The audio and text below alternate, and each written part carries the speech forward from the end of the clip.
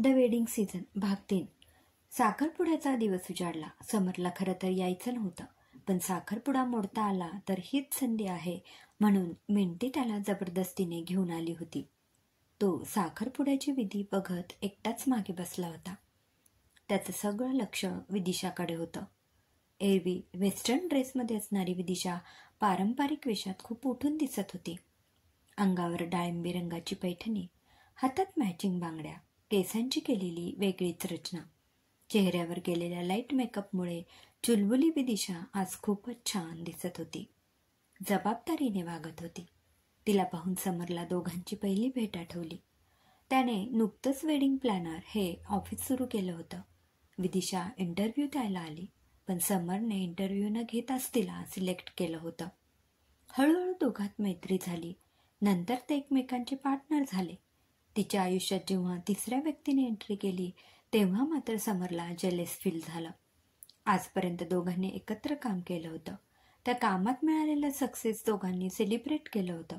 या प्रवासात कधी कधी दोघेही धडपडले, हरले, पण जिद्दीने पुन्हा नव्याने सुरुवात केली होती. दोघांनी हक्काने एकमेकांशी भांडले आणि एकमेकांवर रुसलेही होते. आता दोघांनाही एकमेकांची खूप सवय झाली होती. समर तिच्या बाबतीत फार पॉझिटिव्ह होता. आपल्याशिवाय विदिशाच्या आयुष्यात आणखी दुसरी जवळची व्यक्ती येऊ शकते ही कल्पना समरला सहन झाली नव्हती आणि तेव्हाच त्याला कळलं होतं आपलं विदिशावर प्रेम आहे. या नवीन जाणीवेचा खरं तर त्याला धक्का बसला होता. तिने आपलं हे प्रेम समजून घ्यावं असं त्याला वाटत होतं. मात्र विदिशाने समरची केवळ एक मित्र म्हणून साथ देत आपल्या आयुष्याच्या जोडीदाराची निवड केली. समरला प्रसाद अजिबात आवडला नव्हता. का कोणास ठाऊक, पण त्याला तो विदिशासाठी योग्य वाटत नव्हता. समर उठून बाहेर आला. स्टार्टरमधली मंचुरियनची डिश घेऊन तो खुर्चीवर बसला. इतक्यात रोशन त्याला शोधत आला. सर, इथे कुठे बसलात? एकमेकांना अंगठी घालतील दोघे आता. मग मी काय करू? समर, थांबवा हे सगळं. रोशन ओढून त्याला आत घेऊन गेला. हे शक्य नाही. बघ, अंगठी घालून झाली आहे. फोटोशूट सुरू आहे. साला, आपण इतक्या जणांची लग्न केली, आपलं प्रेम मात्र जाऊ दे. चल जेवायला जाऊ. दोघे जेवण करून आले तेव्हा विदिशा आणि प्रसाद सर्वांच्या पाया पडत होते. दोघेही समर जवळ आले. Congratulations both of you. समरने प्रसादला मिठी मारली. त्याने विदिशाकडे मात्र साम दुर्लक्ष केले. तिने हात पुढे केला, पण समर तिथून निघून गेला. याला काय झालं? प्रसाद याला आवडत नाही हे माहिती आहे, पण विदिशा म्हणत म्हणाली, हाय मॅम, खूप छान दिसताय आणि रिंगही छान आहे. मिंटी पुढे होत म्हणाली, थँक्स. मिंटी, समरला काय झाला? विदिशा हळूच म्हणाली, कळेल नंतर. मिंटीच्या तोंडून सहज निघून गेला. म्हणजे? मला माहीत नाही, मी आलेच. मिंटी तिथून निघून गेली. दुसऱ्या दिवशी विदिशाला ऑफिसमध्ये बघून समरला आश्चर्य वाटलं. अरे, आज तू कशी काय आलीस? मला वाटलं आज तुझी सुट्टी असेल. नो, आज मला खूप काम आहे. विदिशा समरच्या खुर्चीजवळ आपली खुर्ची ओढून बसली. आज इथे काही काम नाही. त्याऐवजी तू असं का करत नाहीत? प्रसादला घेऊन मस्त लॉंग ड्राईव्हला जाऊन ये. दोघे मस्त फिरून या. कालच तुमची एंगेजमेंट पार पडली, सो लग्नाची तारीख ठरेपर्यंत थोडं एन्जॉय करा. समर विदिशाकडे पाठ करत म्हणाला, नाही, आज त्याला वेळ नाहीये आणि मलाही माझ्या रुसलेल्या मित्राची समजूत काढायची आहे. विदिशाने समरची खुर्ची आपल्याकडे वळवली. तू असं का वागतो आहेस समर? माझं लग्न ठरल्यापासून बघते आहे मी. मला वाटतं तू जेलेस फील करतो आहेस. विदिशा आपल्या डोळ्यांची उघडझाप करत म्हणाली, मी आणि जेलेस का होईल? तूच सांग. मला फक्त आपल्या मैत्रीत दुसरा कोणी वाटेकरी नको होता. समर बोलताना गडबडला. काही हा, आज ना उद्या हे होणारच होतं. आज माझं लग्न ठरलं, उद्या तुझंही ठरेल, तेव्हा मी तुझ्या होणाऱ्या बायकोशी अजिबात असं वागणार नाही. तिच्याशी छान मैत्री करेन. आपली सगळी सिक्रेट्स तिला सांगेन, कळलं? आता शहाण्या मुलासारखा नीट वाग. विदिशा त्याला फ्लाइंग किस देत म्हणाली, हे फ्लाइंग किस तुझंच आहे हा? मागे तू मला दिलं होतंस, आठवतंय? हे पाहून समर गालातल्या गालात हसत होता. ही तुझी मैत्री मला आयुष्यभर अशीच हवी आहे. इतक्यात विदिशाला प्रसादचा फोन आला. अरे, आज तुला वेळ नव्हता ना, मग फोन कसा काय केलास? ती उठून बाहेर आली. बायकोसाठी काहीही. आजची एक मीटिंग पार पडली, दुसरी मी कॅन्सल केली. चल कुठेतरी मस्त लॉंग ड्राईव्हला जाऊ. प्रसाद म्हणाला तशी विदिशाने एक नजर समरकडे टाकली. ती त्याला खानाखुणा करत म्हणाली, तुम्हा दोघांना एकमेकांच्या मनातलं कळतं की काय? पण ठीक आहे, जाऊ आपण. तू निघालाच की कळ, मग मी इथून बाहेर पडते. त्याला इथेच ऑफिस खाली यायला सांग. तू एकटी बाहेर जाऊ नकोस. मी तुला सोडवायला आलो असतो, पण ते प्रसादला चालणार नाही, म्हणून त्याला इथे येऊ दे. समर म्हणाला. नक्की? बघ तू पुन्हा दंगा करशील. विदिशा. नाही, येऊ दे त्याला. विदिशाने प्रसाद निघेपर्यंत आपली कामं आटपली. प्रसाद आला तशी ती बाहेर निघून गेली. कुठे जातोय आपण? आड रस्त्याला गाडी येताच विदिशा प्रसादला म्हणाली, अगं मगाशी नाही का ठरलं, लॉंग ड्राईव्हला जातोय ना आपण? प्रसाद विदिशाच्या जवळ येत म्हणाला, हो, पण हा रस्ता जास्त सुनसान वाटत नाहीये का? विदिशा थोडी घाबरली होती. मी आहे ना, मग घाबरतेस कशाला? प्रसादने अचानक गाडी थांबवली. गाडी का थांबवली? विदिशा. बघ ना, किती मस्त वातावरण आहे. हा, संधी प्रकाश, गार वारा, तू आणि मी. उतर खाली, थोडं पायी चालून येऊ. प्रसाद म्हणाला तशी विदिशा खाली उतरली. इथे चिटपाखरू देखील नाहीये. मला खरंच भीती वाटते. आपण पुन्हा मागे जाऊ, एखाद्या मस्त रेस्टॉरंटमध्ये. कॉफी, सँडविच किंवा आणखी काही. विदिशा म्हणाली. जाऊ, पण त्याआधी मला तुझ्याकडून काहीतरी हवंय. प्रसाद विदिशाच्या एकदम जवळ आला. त्याने तिचा चेहरा आपल्या हातांच्या ओंजळीत घट्ट धरला आणि अगदी तिच्या चेहऱ्याजवळ आपला चेहरा नेला. नको प्रसाद, हे सगळं लग्नानंतर ठीक आहे. मला ज्या गोष्टी पटत नाहीत त्या मी अजिबात करत नाही. विदिशा त्याला मागे ढकलत म्हणाली. काल आपला साखरपुडा झाला ना, मग आता काय हरकत आहे? कच्चं लायसन मिळालं, पक्का अजून बाकी आहे. प्रसादने तिला मागून मिठी मारली. प्लीज विदिशा, ऐक माझं. काहीतरी बोलू नकोस. मी असलं काही करणार नाही. विदिशा गाडीत जाऊन बसली. आपण इथून निघतो आहे, तेही अंधार पडायच्या आत. तू बघतोयस ना, इथे आपल्याशिवाय दुसरं कोणीही नाही, ती रागाने म्हणाली. प्रसादकडे दुसरा पर्याय नव्हता. त्याने गाडी सुरू केली आणि स्पीड इतका वाढवला की विदिशा अक्षरशः जीव मुठीत घेऊन बसली. ऑफिस जवळ येताच प्रसादने गाडी थांबवली. तशी विदिशा काही न बोलता खाली उतरून बाहेर आली. हे तू बरं केलं नाहीस, असं म्हणून प्रसाद त्याच वेगाने निघून गेला. त्याची विचित्र नजर पाहून विदिशाला खूप भीती वाटली. ती पळतच ऑफिसमध्ये आली. समरच्या केबिनमधला लाईट सुरू होता. समर. विधी, काय झालं? तिला असं पाहून समर पुढे आला. तशी विदिशा त्याला बिलगली. काय झालं? समर. प्रसाद काय केलं त्याने? तुला तो काही बोलला का? विदिशा काहीच बोलेना. ती तशीच थरथरत उभी होती. काही बोलशील? समर तिला बाजूला करत म्हणाला. काही नाही. सांगता येत नसेल तर सांगू नको, पण तुमच्या दोघात काहीतरी घडलं आहे हे नक्की. समरने आपली पाण्याची बॉटली पुढे केली. कॉफी मागू? बरं वाटेल. थोड्याच वेळात कॉफी आली. कॉफी पिल्यावर तिला बरं वाटलं. मला प्रसादचं वागणं समजतच नाहीये. लग्न ठरलं त्यावेळी तो खूप चांगला वागत होता. आता साखरपुडा झाल्यानंतर काहीतरी वेगळाच वागतो आहे. लग्नानंतर ज्या गोष्टी करायच्या त्या. जाऊ दे समर, मला वाटतं मी त्याला समजून घ्यायला कमी पडते आहे. विदिशा म्हणाली. त्याचं चुकत नसेल तर तू समजून घ्यायला कमी पडत असशील, पण तसा तो चांगला मुलगा वाटतो. पण होतं असं की आम्हा पुरुषांच्या मनात काय असतं हे तुम्हा मुलींना लवकर समजत नाही, म्हणून थोडं अवघड होतं. तू गोड बोलून त्याला समजावून बघ.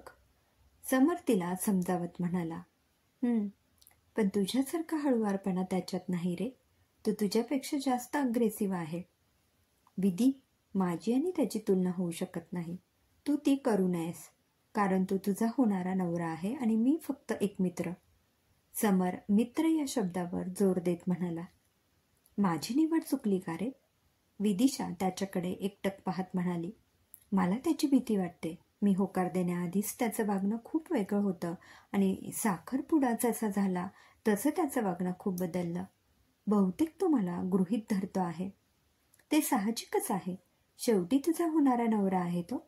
थोडा प्यार से बात करो, मग नंतर बघ कसा नीट वागतो ते. चल, मी आता तुला घरी सोडतो, खूप उशीर झाला आहे. विदिशा, सगळं ठीक आहे ना? तुमच्या दोघात काहीतरी वाद किंवा भांडण झालं आहे का? तुला फोन लावून दे म्हणून प्रसादला कितीतरी वेळा सांगितलं, तो नाहीच म्हणत होता. माझ्याकडे तुझा नंबर नव्हता, त्याच्या फोनमधून जबरदस्तीने घेतला बघ. बेलवलकर बाई फोनवर म्हणत होत्या. नाही, तसं काहीच नाही विदिशा. मग तुला भेटून आल्यापासून प्रसाद काहीतरी वेगळाच वागतो आहे. बरं, ते जाऊ दे. तुझ्या लग्नाच्या साड्या घेशील तेव्हा मला बोलव, हे सांगायला फोन केला. बेलवलकर बाई बोलत राहिल्या. विदिशाला अजूनही काहीतरी चुकल्यासारखं वाटत होतं.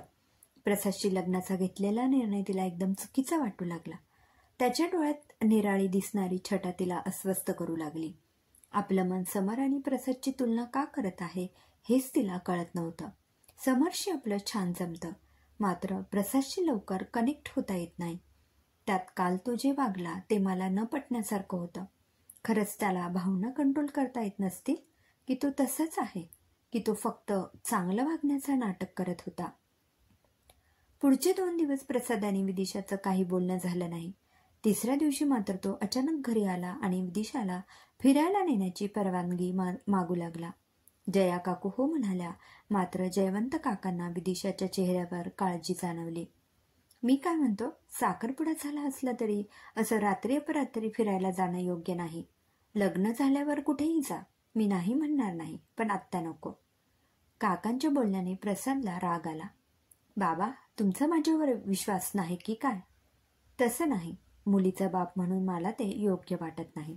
त्यातूनही तुम्हाला जायचे तर जा. काका आपल्या रागावर संयम ठेवत म्हणाले. नको, तुमची परवानगी नसेल तर राहू दे. प्रसाद आला तसा निघून गेला. विदू, काही अडचण आहे का?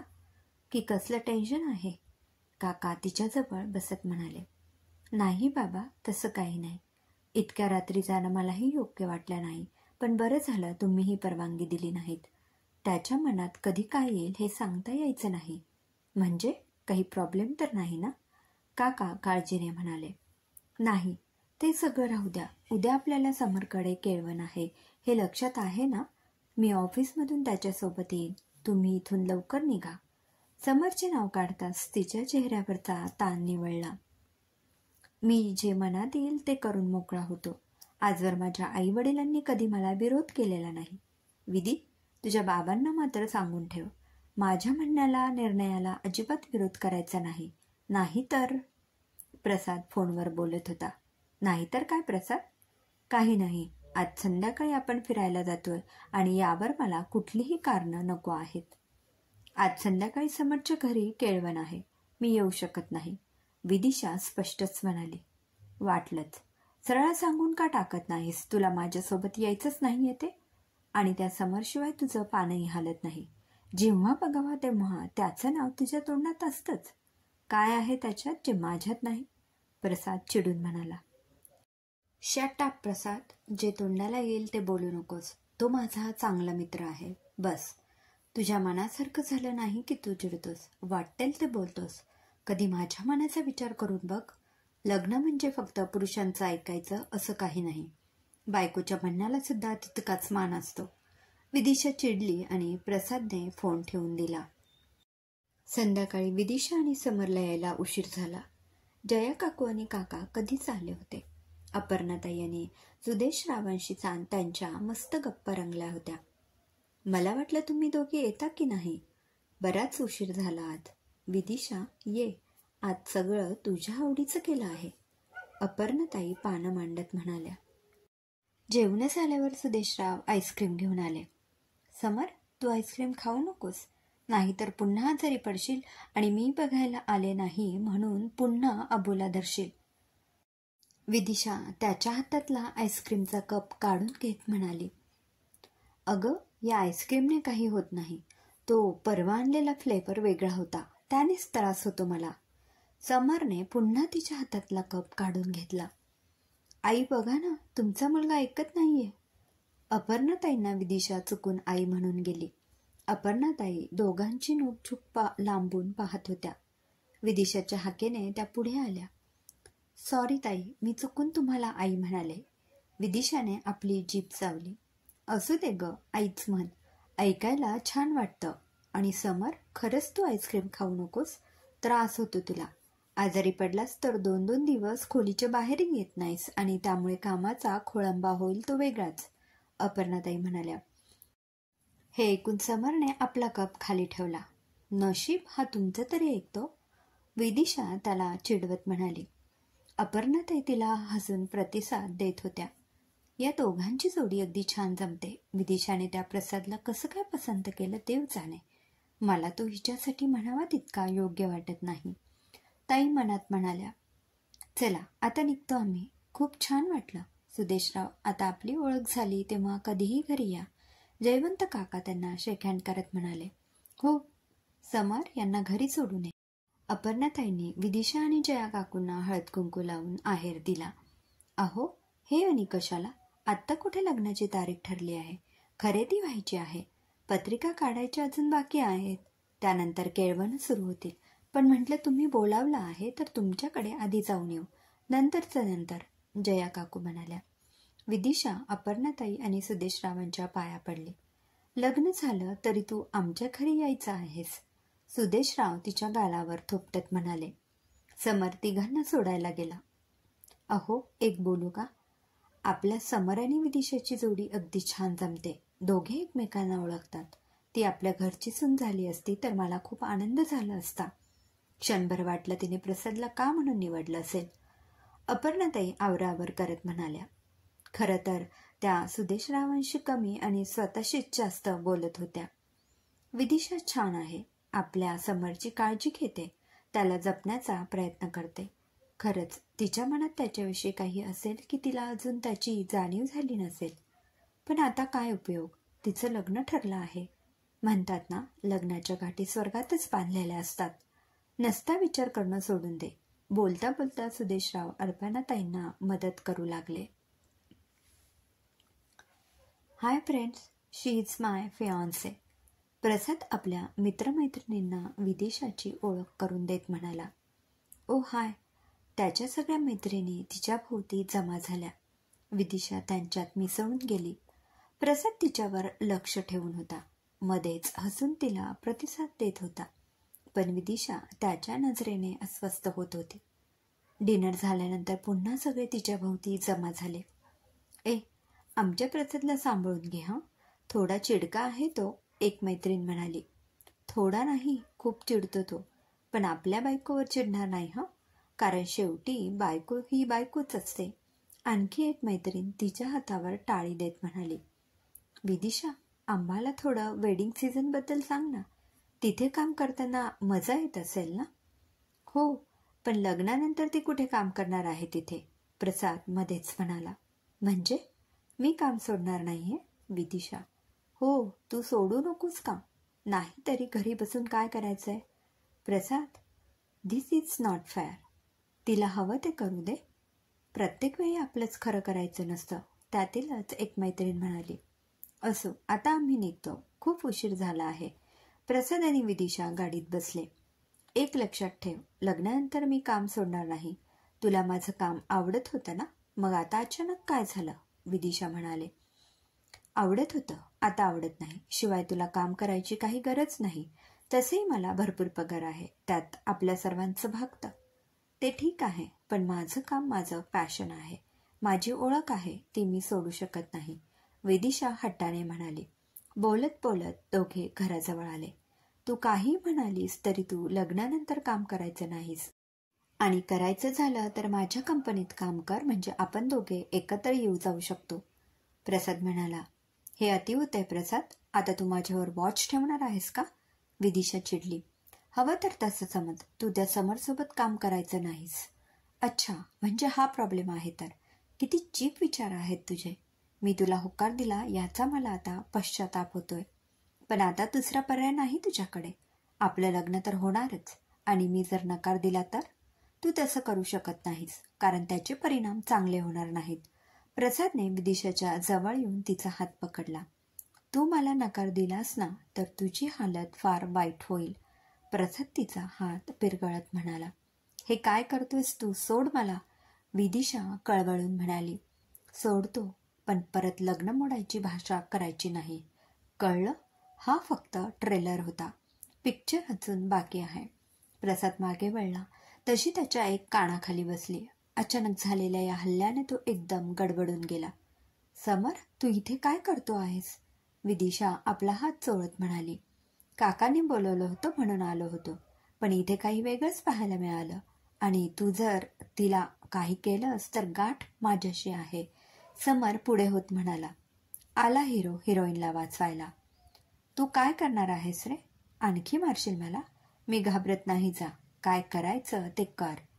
विदिशा आता माझी होणारी बायको आहे हे तूच लक्षात ठेव. प्रसाद तिच्या जवळ आला. मी तिचा हात प्रेमाने जवळ घेईल नाही तर. प्रसादने तिचा हात पुन्हा थोडासा पिरगळला. प्रसाद, सोड तिला. समरच्या मजबूत हातांचा विळखा विदिशाच्या भोवती पडला. विदिशा आपला हात प्रसादच्या हातातून सोडवण्याचा प्रयत्न करू लागली. इतक्यात हा सगळा गोंधळ ऐकून जयवंत काका तिथे आले. हे काय चाललं आहे? प्रसाद, तिचा हात सोड. काका कितीतरी मोठ्यांदा ओरडले. काका, या समरने माझ्यावर हात उचलला. प्रसाद लहान मुलासारखी तक्रार करत म्हणाला. समर, हे काय चाललंय मला कळेल. काका विदिशाला आपल्या जवळ ओढत म्हणाले. विचारा तुमच्या होणाऱ्या जावयाला. विदिशाला मारहाण करत होता. समर म्हणाला. काय? प्रसाद, हे काय ऐकतोय मी? हे असं करायचं कारणच काय? बाबा, हे दोघं खोटं बोलत आहेत. तुम्ही सांगा, मी असं का करेन? प्रसाद चेहऱ्यावर साळसूदपणाचा आवाणत म्हणाला. बाबा, मी अजून काहीच बोलले नाहीये, पण समर जे म्हणतोय ते खरं आहे. विदिशाने पुढे येत प्रसादच्या एक कानाखाली मारली. साखरपुड्याच्या दुसऱ्या दिवशी तू माझ्यावरची जबरदस्ती करण्याचा प्रयत्न केलास त्यासाठी एक, आणि आत्ता जो प्रकार केलास त्यासाठी ही. विदिशाने प्रसादला आणखी एक लगावली. प्रसाद, हे काय चाललंय? तू असं काही करशील असं मला मुळीच वाटलं नव्हतं. जा, निघ इथून आणि उद्या तुझ्या आईवडिलांना इथे पाठव. तुझ्याशी बोलण्याऐवजी मी त्यांच्याशी बोलेन. काका त्याच्या अंगावर ओरडत म्हणाले. थँक्स समर. मला वाटतं आता तूही घरी जा. आपण उद्या बोलू. प्रसादचे आईवडील आले की मी तुला फोन करेन. काका विदिशाला घेऊन आत आले. आत येताच विदिशाचा बाण फुटला. ती जया काकूंच्या गळ्यात पडून रडू लागली. जयवंत काकांनी आपल्या बायकोच्या कानावर कशीबशी ही गोष्ट घातली. काकूंना विश्वासच बसत नव्हता. प्रसाद असं काही करू शकतो. विधी, तू काहीच कशी बोलली नाहीस? बाळा, निदान आईला तरी या गोष्टी सांगायच्या. उद्या लग्न झाल्यानंतर असं काही घडलं असतं तर काय करू शकलो असतो आपण? काका हॉलमध्ये एरझाऱ्या घालत होते. बाबा, मला वाटलं मीच प्रसादला समजून घेण्यासाठी कमी पडते आहे. नंतर वाटलं तो सुधारेल, माझ्याशी नीट वागायला लागेल. पण दिवसेंदिवस त्याचं वागणं विचित्र बनलं. मी त्याला टाळायचा खूप प्रयत्न केला. लग्न मोडेल म्हणून त्याला दमही दिला. पण आज मात्र त्याने आपली हद्द पार केली. आई, मला त्याच्याशी लग्न करायचं नाहीये ग. मला भीती वाटते त्याची. हे बघ, असं लगेच कुठलाही निर्णय घेऊ नकोस. शेवटी पुरुष आहे तो. राग आला असेल त्याला. काकू तिला समजावत म्हणाल्या. जया, मी माझ्या डोळ्यांनी बघितलं आहे सारं. मलाही राग येतो म्हणून मी इतक्या वर्षात काही तुझ्यावर हात उचललेला नाही. तू हे असं समजावतेस तिला? मला हे अजिबात पटलेलं नाही. आणि लग्न ठरलं म्हणून स्त्रीवर जबरदस्ती करण्याचा हक्क कुठल्याच पुरुषाला मिळत नाही. आत्ताच्या आत्ता त्या बेलवलकर बाईंना फोन लाव आणि प्रसादच्या वडिलांना घेऊन ठीक 10 वाजता उद्या येथे यायला सांग. काका म्हणाले. अहो, तुम्ही आपल्या लेकीचं लग्न बोलणार आहात की काय? काकू घाबरून म्हणाल्या. आई, मला हे लग्न करायचं नाही. मी त्याच्या सहवासात असताना जे सहन केलं आहे ते केवळ मलाच माहीत आहे. मी अशा माणसाशी आयुष्यभर संसार करू शकत नाही. मग उद्या लोकांनी मला दोषी ठरवलं तरी चालेल. विदिशा म्हणाली. काय बोलतेस हे? लग्न म्हणजे काही खेळ नव्हे. मांडलेला डाव लगेच मोडून रिकामं झालं. आपण प्रसादला समजावून सांगू. आणखी एक संधी देऊ. काकू म्हणाल्या. मला माझी मुलगी अशा घरात मुळीच द्यायची नाही. जो पुरुष लग्नाआधी स्त्रीवर अत्याचार करतो तो लग्नानंतर काय करेल याचे उत्तर आहे तुझ्याकडे. आणि समजा नंतर असा प्रसंग आलाच तर तेव्हा आपण काही करू शकणार नाही. काका म्हणाले. अहो, पण बेलवलकर बाई खूप चांगल्या आहेत. त्या सांगतील त्यांच्या मुलाला. काकू आपल्या म्हणण्यावर ठाम होत्या. जर असं झालं तर ती जबाबदारी फक्त तुमची असेल. पण माझ्या मुलीच्या अंगाला कोणी हात लावला तर मी त्याला सोडणार नाही. काका रागारागाने आपल्या खोलीत निघून गेले. विधी, जरा धीरानं घे बाळा, सगळं ठीक होईल. धुळलेले बंध मोडायला एक क्षणही पुरेसा असतो, पण नातीजोडाला खूप वेळ द्यावा लागतो. काकूंना काही समजत नव्हतं. साखरपुडा नुकताच पार पडला होता. लग्नाची तयारी सुरू होती आणि मध्येच असं विघ्न आलं. प्रसाद असं काही करू शकतो, त्यांच्या कल्पनेच्या चौकटीत न बसणारं होतं हे मात्र खरं. आजकाल मुलांच्या मनात काय येईल हे सांगता येत नाही. लेकीचं ठरलेलं लग्न मोडलं तर उद्या लोक काय म्हणतील? आपल्या मनाचे अंदाज बांधतील, नको नको ते बोलतील. शिवाय पुन्हा तिचं लग्न ठरवताना अडचण येईल ती वेगळीच. थरथरत्या हातांनी त्यांनी बेलवलकरबाईंना फोन लावला. आमचा प्रसाद असं काही करूच शकत नाही. बेलवलकरबाई सारखं तेच म्हणत होत्या. जसा तुम्हाला तुमच्या मुलावर विश्वास आहे तसा आम्हाला आमच्या मुलीवर विश्वास आहे आणि मी स्वतः डोळ्यांनी पाहिलं आहे. जयवंत काका म्हणाले. झालं असेल काहीतरी दोघात, त्यात काय इतकं? मीही तेच म्हणते.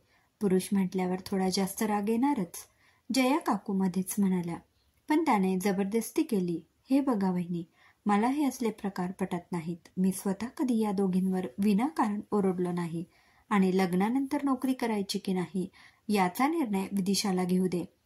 जर प्रसादला तिने नोकरी केलेली चालणार नव्हती तर त्याने हिला होकार द्यायला नको होता, काका म्हणाले. आता मी स्पष्टच बोलते. काही केल्या आमच्या प्रसादचं लग्न ठरत नव्हतं. त्यासाठी किती उपवास नवस झाले. तोवर विदिशाचं स्थळ आलं. प्रसादला विदिशा मनापासून आवडली, हेही तितकंच खरं आहे. आता विदिशाला तो पसंत असल्याशिवाय पुढे जाता येत नव्हतं. तिचा होकार आला आणि एकदाच गंगेत घोडं आलं. याआधी आलेली स्थळं बाहेरून चौकशी करून यायची आणि त्यांचे नकार यायचे, पण आमच्या घरात तर सगळं व्यवस्थित होतं. त्या लोकांना बाहेरून काय समजायचं देवालाच ठाऊक. बेलवलकरबाई, थोडक्यात तुम्ही आम्हाला फसवलत. जया काकू उचलून म्हणाल्या. ही गोष्ट तुम्ही आधी सांगितली असती तर फार बरं झालं असतं. माझी बहीण मध्यस्थी असल्याने आम्ही जास्त चौकशी केली नाही. तुम्ही लाख चांगले असाल, पण तुमचा मुलगा बाहेर कसा वागतो हे पालक या नात्याने तुम्हाला माहिती असायला हवे होते. मुलं बाहेर काय करतात याकडे कोणते पालक लक्ष ठेवतात?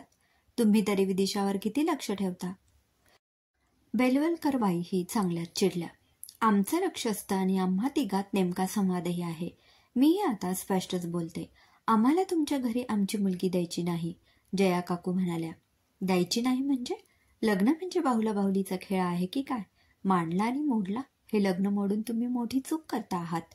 उद्या विदिशाला पुढे जाऊन असंख्य अडचणी येतील. लोक नाही ते बोलतील, ते कसं सहन करणार आहात? बेलवलकरबाई, ते आमचं आम्ही बघून घेऊ. बहिणी, पुढे जाऊन संसार त्या दोघांना करायचा आहे. आपण काय आज आहोत नि उद्या नाही. एक वेळ घरच्या मंडळीशी सुनेचं जमलं नाही तरी चालतं, पण नवरा तरी तिची बाजू ऐकून घेणारा हवा, जया काकू नरमाईने म्हणाल्या. एक वेळ तुम्ही आमच्या लेकीच्या बाजूने उभ्या राहाल, पण एकांतात तो हिच्याशी नीट वागेल हे सांगू शकाल? आयुष्यभर आम्हाला लेकीची काळजी वाटत राहील. मला माफ करा, पण हे लग्न होऊ शकत नाही. हे ऐकून बेलवलकरबाई चिडून निघून गेल्या. काही वेळाने विदिशाची मावशी घरी आली. साखरपुड्यानंतर तिला प्रसादच्या बाबतीत काही गोष्टी कळल्या होत्या. तिने चौकशी केली असता दुर्दैवाने त्या खऱ्या निघाल्या. जया, मी लोकांकडे चौकशी केली. ते लोक म्हणाले, कसं काय तुम्ही या मुलाशी विदिशाचं लग्न ठरवलंत? आपण आधी पूर्ण चौकशी करायला हवी होती. माझंही चुकलंच ग. आपल्या पोरीने इतके लग्न जमवली, ती पार पाडली आणि आता तिचंच लग्न मोडलं. मावशीला फार वाईट वाटत होतं, पण झाल्या गोष्टीला इलाज नव्हता. दुसऱ्या दिवशी प्रसादने येऊन खूप दंगा केला. लग्न मोडलं म्हणून तो तिच्या अंगावर धावून गेला. जयवंत काकांच्या मित्रांनी मध्ये पडत त्याला चांगलाच दम दिला. जया काकूंना आजूबाजूच्या बायका बोलत होत्या. अडून अडून नक्की काय झालं हे विचारण्याचा प्रयत्न करत होत्या. या अशा परिस्थिती बाहेरच्या लोकांशी डील करणं फारच अवघड असतं हे सगळ्यांनाच कळून चुकलं होतं. मध्येच अपर्णाताई आणि सुदेशराव येऊन भेटून गेले. त्यांनी जया काकू आणि विदिशाला आधार देण्याचा प्रयत्न केला. लग्न मोडल्यानंतर विदिशा काही दिवस टेन्शनमध्ये होती. एखाद्या मुलीसाठी आपलं लग्न मोडणं ही दुःखदायक गोष्ट नक्कीच नसते. नाही म्हटलं तरी विदिशाचं मन काही काळ प्रसादमध्ये गुंतलं होतं. तिने त्याच्यासोबत लग्नाची स्वप्न पाहिली होती, मात्र त्याचं वागणं बदलत गेलं. तरीही विदिशाने त्याला समजून घेण्याचा प्रयत्न केला, पण तिने ज्या गोष्टी अनुभवल्या, सहन केल्या त्या तिलाच माहीत होत्या. आता तिने ऑफिसमध्ये जाणं खूप कमी केलं होतं आणि ऑफिसमध्ये गेली तर काही काम करत नव्हती. साखरपुड्याच्या आठवणी कशी विसरू मी? गुंतलेल्या मनाला असं सहजासहजी सोडवता येत नाही. ती तासनतास विचार करत बसून राहत होती. समर, मिंटी, जयेश, वीरू तिला आनंदी ठेवायचा प्रयत्न करत होते. तिच्या मनाप्रमाणे वागण्याचा, तिचं मन सांभाळण्याचा प्रयत्न करत होते. मात्र माणसाच्या आयुष्यात कधी कधी अशी वेळ येते त्यावेळेस त्याला काहीच नकोसं वाटतं. स्वतःच्या विचारात गुंतून राहणं त्याला फार आवडतं. तसंच काहीसं विदिशाच्या बाबतीत झालं होतं. या मधल्या काळात मिंटी, वीरू, रोशन आणि जयेशने मिळून ऑफिस सांभाळलं. विदिशा टेन्शनमध्ये असल्याने समरचे कामात म्हणावे तसे लक्ष नव्हते. विदिशाने ऑफिसमध्ये येणे हे गरजेचं होतं. तिच्या इतका योग्य, क्रिएटिव्ह आणि चांगला पार्टनर समरला मिळू शकणार नव्हता. ऑफिसमधल्या सवंगड्यांना तिची गरज होती. समर तिला ऑफिसमध्ये येण्यासाठी रोज फोन करत होता. कधी तिला न्यायला घरी येत होता. पण विदिशा मानसिकरित्या थोडी खचली होती. तिला आधाराची गरज होती. तिचं वागणं पाहून जया काकू आणि जयवंत काकांना टेन्शन आलं होतं. बघता बघता थंडीचे दिवस आले. विदिशा आता बऱ्यापैकी सावरली होती. म्हणतात ना, दुःखावर काळ हेच औषध असतं. हळूहळू ती ऑफिसमध्ये येऊ लागली. आधीसारख्या मोठ्या मीटिंग हँडल करू लागली. लवकरच एका मोठ्या राजकीय पार्श्वभूमी असलेल्या नेत्याने आपल्या मुलीच्या लग्नासाठी द वेडिंग सीझनकडे डेस्टिनेशन वेडिंगसाठी मोठी रक्कम भरून बुकिंग कन्फर्म केलं. त्यानुसार तयारी सुरू झाली. डेस्टिनेशन वेडिंगसाठी अर्थातच शहराबाहेरचं निसर्गरम्य असं स्थळ पसंत करण्यात आलं होतं. त्यानुसार हॉटेलच्या रूम्स बुक झाल्या. जेवणाचा मेनू ठरला. फोटोग्राफरची आणि व्हिडिओग्राफरची डेट फिक्स झाली. डेस्टिनेशन वेडिंगची ही आपली पहिलीच ऑर्डर आहे, सो हा लग्न सोहळा ग्लॅमरस व्हायला हवा. यानंतर आपल्या टीमकडे डेस्टिनेशन वेडिंगच्या आणखी इन्क्वायरी व्हायला हव्यात. समरच्या बोलण्याने सर्वांचा उत्साह वाढला होता. ऑफिसमध्ये नुसती कामाची धावपळ सुरू होती. समर धावपळ करणाऱ्या विदिशाला न्याहाळत होता. विदिशा तिचा उतरलेला चेहरा पाहून त्याला कसं तरी झालं. पण तिच्या कामात आधीसारखा उत्साह जाणवत होता. हे पाहून समरला बरं वाटलं. विदी, इकडे ये. काय काम आहे? गडबडीच्या वेळी बोलवत जाऊ नकोस. आणि तू नुसतं उभा का आहेस? किती कामं पडली आहेत.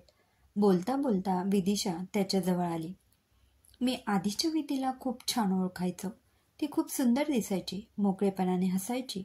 कोणतीही अडचण असेल तर ती चुटकीसरशी सोडवायची. माझ्याशी भांडायची, हक्काने माझ्यावर चिडायची. समर हसत म्हणाला. मग कुठे गेली ती? विदिशाची नजर त्याच्यावर खिळली होती. सध्या ती हरवली आहे. मी तिलाच शोधण्याचा प्रयत्न करतो आहे. बघ, तुला कुठे सापडली तर. समर, मी कुठेही गेलेली नाहीये. इथेच तर आहे तुझ्या समोर. विदिशाने मोकळेपणाने हसण्याचा प्रयत्न केला. गेल्या कित्येक महिन्यात आपल्यात भांडण झालं नाहीये. तू माझ्यावर रागवली नाहीस, रुसली नाहीस. मी ते सगळं मिस करतो विदी. प्लीज परत ये. मला तुझी गरज आहे. समर तिच्यावरची आपली नजर न हटवता म्हणाला. तू लग्न करशील माझ्याशी? समर तोंडातल्या तोंडात पुटपुटला. काय? लग्न आणि तुझ्याशी? काहीतरी बोलू नकोस. आता खरंच भांडण होईल हा आपलं. चल कामाला लाग. अजून खूप काम बाकी आहेत. तिने प्रसादने घातलेली अंगठी काढून समरच्या हातात दिली.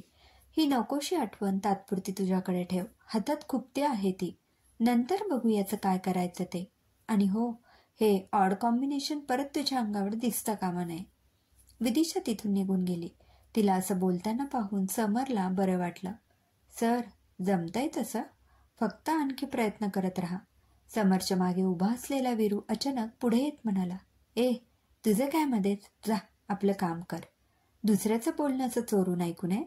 समरला खरं तर हसू येत होतं, पण त्याने लपवण्याचा प्रयत्न केला.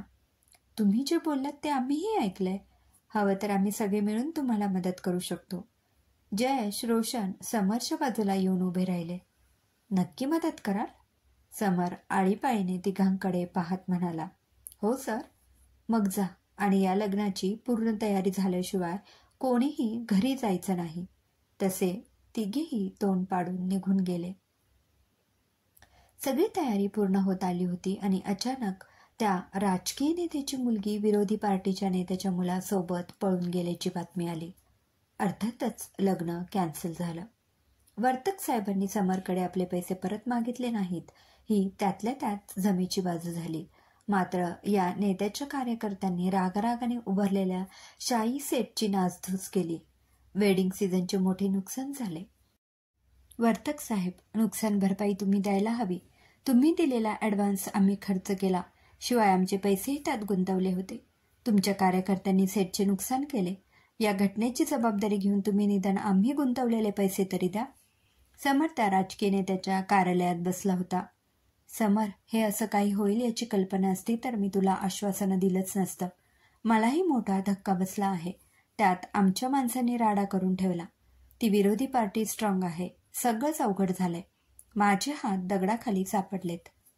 तुमच्या जागी तुम्ही बरोबर आहात, पण आम्ही सामान्य माणसं. तुमच्या कार्यकर्त्यांनी आमच्या सेटचं नुकसान केलं नसतं तर गोष्ट वेगळी होती. पण एक लोकप्रतिनिधी म्हणून तुम्ही या घटनेची जबाबदारी घ्यायला हवी असे मला वाटते. समर आपल्या रागावर ताबा ठेवत म्हणाला. ठीक आहे, आत्ता नाही, पण काही दिवसांनी नुकसान भरपाई देण्याचा प्रयत्न करेन. वर्तक साहेब त्याच्याकडे दुर्लक्ष करत म्हणाले. म्हणजे मी इथे वरचेवर फेऱ्या माराव्यात असे तुम्हाला वाटते तर? तेही खरेच आहे म्हणा. लोकप्रतिनिधींचं कामच असतं ते. केवळ आश्वासनं द्यायची आणि ती पूर्ण करायची नाहीत. सर, कृपा करून मला महिन्याभराच्या आत माझी नुकसान भरपाई द्या. समर चिडून कार्यालयातून बाहेर आला. साहेब, त्या नुकसान भरपाईसाठी तुम्हाला एक अर्ज करावा लागेल. वर्तक साहेबांचा पीए त्याच्या मागे मागे येत म्हणाला. खड्ड्यात घाला तो अर्ज. मला 1 महिन्याच्या आत नुकसान भरपाई मिळायला हवी. बस. पीएने पुढे केलेला कागद समरने फेकून दिला. क्रमशः. लेखिका सायली जोशी. श्रोतेहो, कसा वाटला कथेचा हा भाग कमेंटमध्ये अवश्य कळवा. पुन्हा भेटूया कथेच्या पुढील भागात. धन्यवाद.